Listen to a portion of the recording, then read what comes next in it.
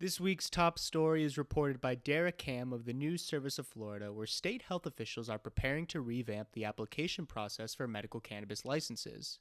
Now, last week we discussed how Governor Ron DeSantis planned to roll out 8 more licenses, which arose out of litigation proceedings that have been going on since the low THC days. His decision last week came out of a joint settlement agreement between the Department of Health and 8 applicants who applied for licenses under the original Florida medical cannabis program, the low THC law, in 2014. Basically, Florida Cannabis 1.0. And these applicants were never awarded licenses. We went through a nice breakdown of Florida's medical cannabis program in last week's episode, so I recommend listening to that. DeSantis added to the momentum this week because he's taking another approach to revamp Florida's cannabis market. In addition to adding the 8 licenses last week, Governor DeSantis plans on rolling out a new application program to get a medical cannabis license. It appears little by little, Governor Ron DeSantis is fixing problems Rick Scott created by rolling out a super limited cannabis program in special session in 2017. The 2017 law that Rick Scott implemented gave us regulations like the mandatory vertical integration and the smoking ban. DeSantis undid the smoking ban and is expanding the Florida market by issuing this new application process. And under his leadership, we will see edibles come online this year, and our industrial hemp program will also be born this year as well. Time and time again, Governor Ron DeSantis is proving he's different than his predecessor, Rick Scott. Even though they're both Republicans, it's clear at this point DeSantis sees the value in the cannabis industry, and he's willing to change it. So last week we mentioned 22 licenses have been issued by the Department of Health, and there's 3 licenses left. Based on the June 2017 regulations that created the current market we have today, one of the licenses are reserved for a minority applicant. This special priority arose out of a case, Pigford v. Glickman, which was a federal class action lawsuit from 1999. This was a lawsuit against the USDA, the United States Department of Agriculture, alleging racial discrimination against African American farmers and its allocation of farm loans and assistance between the 80s and early 90s. With pressure on small family farms throughout the 20th century, both white and African American farmers were struggling to survive in the South, and the USDA made its loans dependent on the applicant's credit, but African Americans were discriminated against and had difficulty gaining credit. So what happened was black farmers who filed suit in the Pigford case had all been subjected to racial discrimination by USDA officials. The denial of credit and benefits to black farmers and the preferential treatment of white farmers by the USDA essentially forced black farmers out of agriculture throughout the 20th century, out of the agriculture industry. African American farms were foreclosed on more frequently than white farms, and African American farmers were subject to humiliation and degradation by USDA county officials. So, in 1997, Timothy Pigford filed a lawsuit and was joined by 400 African American farmer plaintiffs. And in 1999, the lawsuit settled and essentially built a 2-track dispute resolution mechanism for those seeking relief under the Pigford case. The most widely used option was called Track A, which provides a monetary settlement of $50,000 plus relief in the form of a loan forgiveness to offset any tax liability. To date, almost $1 billion have been paid out or credited to more than 13,000 farmers under the settlement's consent decree, and this settlement is reportedly the largest civil rights settlement to date. So following this case, Florida lawmakers created a class of special privilege applicants to obtain an MMTC license. In addition to the one license reserved for a Pigford applicant, the 2017 law gave preference to applicants who own facilities used to process citrus fruits. Specifically, 2 licenses are supposed to go to citrus farmers. So up until this point, the Department of Health still has not issued a license to a member of the Pigford class, nor have they issued those 2 licenses to applicants who own or operate a citrus facility. Now, there's a lawsuit right now currently pending called the Florida case that argues that the legislator implementing specified classes and demanding vertical integration is unconstitutional. So in January of 2017, Florida was part of that second round of applicants that I mentioned in last week's episode, and the Department of Health started denying applications at the end of January 2017. Subsequently, Florida was denied a license and sued the Department of Health.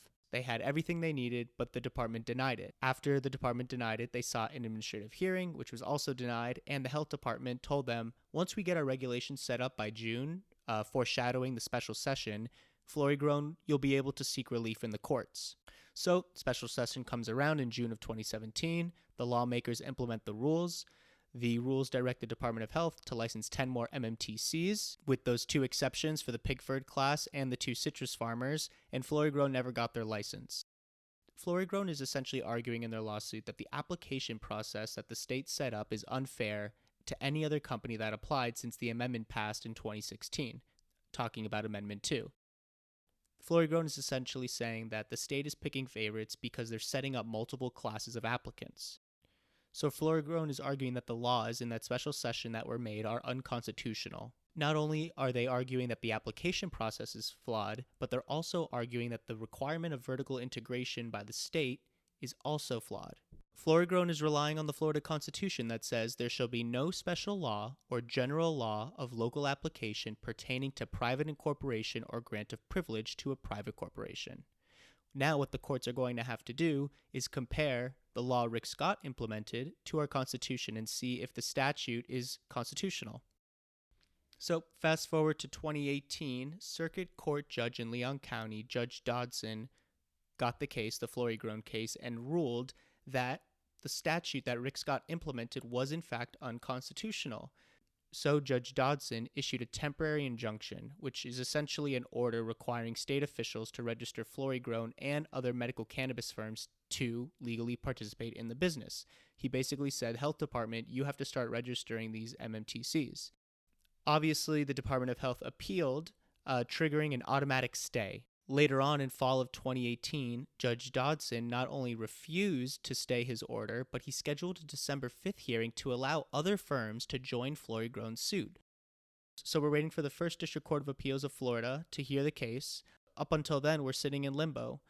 Florigrown CEO Adam Elan said no settlement agreement has been reached in this case, but Governor Ron DeSantis' office is urging that the state settle the case and essentially drop it.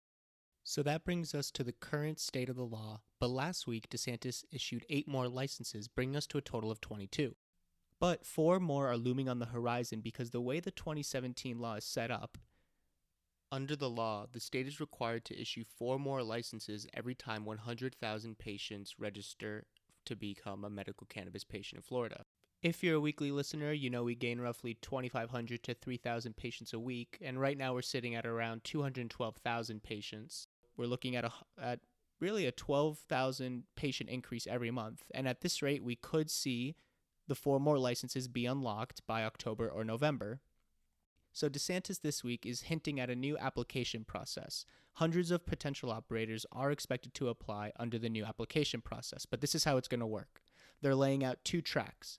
One track for the Pigford farmer license that we broke down before, and another for the 2 licenses that take into consideration the citrus preference. And then they're going to distribute the 4 licenses probably in October or November whenever we hit 300,000 patients. Florida has the potential to be one of the nation's top medical cannabis markets, and Governor Ron DeSantis is about to open up the market a little bit more. I think by Thanksgiving, we could see about 30 vertically integrated operators in the state of Florida with no cap on the number of dispensaries they could open. But right now, the way Florida's market is set up, you need a lot of capital to get into the market. The barrier to entry is tremendous. To get one of these licenses from a third party, you're going to have to pay around $40 to $60 million. This obviously leaves no room for mom and pop shops or boutique dispensaries or cultivators to carve out a spot in Florida's cannabis industry. Let's compare Florida to another state, California, just to show you how interesting the state setups can be. California, they've issued 3,000 cultivation permits. They require no vertical integration, and retail license fees are $3,500. In Florida, the licensing fee is around $60,000. Not only do you need to pay the state $60,000 if you want to submit an application, you need to post a $5 million performance bond as well. So just compare that. California, no vertical integration. That means that if you want to be just a cultivator, you could apply for just a cultivator license. If you want to just distribute, you could just apply for a distribution license. It's interesting seeing the price between the $60,000 in Florida and the $3,500 in California because, remember, the Florida licenses, once you get one, you get everything because of the vertical integration. So someone could argue it's justified. So for example, in California, if you wanted the retail license, if you wanted the cultivation license, all of those things could really add up to $60,000. But $60,000 is still high. What's really cool in California is that one person could hold more than one license. So here, one entity could only have one license in Florida. So for example, Trulieve could not hold two MMTC licenses. But in California, that's allowed. So what cultivators do in California is they stack multiple licenses on top of each other to create bigger operations. Now in California, there's 3 regulators that are each responsible for different parts of the cannabis industry. You have the Department of Food and Agriculture, which regulates cultivators and has issued the most licenses out of any of the agencies. You have the Bureau of Cannabis Control. Now, this agency regulates retailers, testing labs, distributors, micro businesses, and delivery. They've issued around a quarter of the licenses. And the last agency in California is the Department of Public Health, which has issued around 12% of the licenses to manufacturers. Now, in Florida, we only have the Department of Health. So I'm just trying to paint the picture for you for how advanced some of these states are in terms of the regulations and licensing application setups.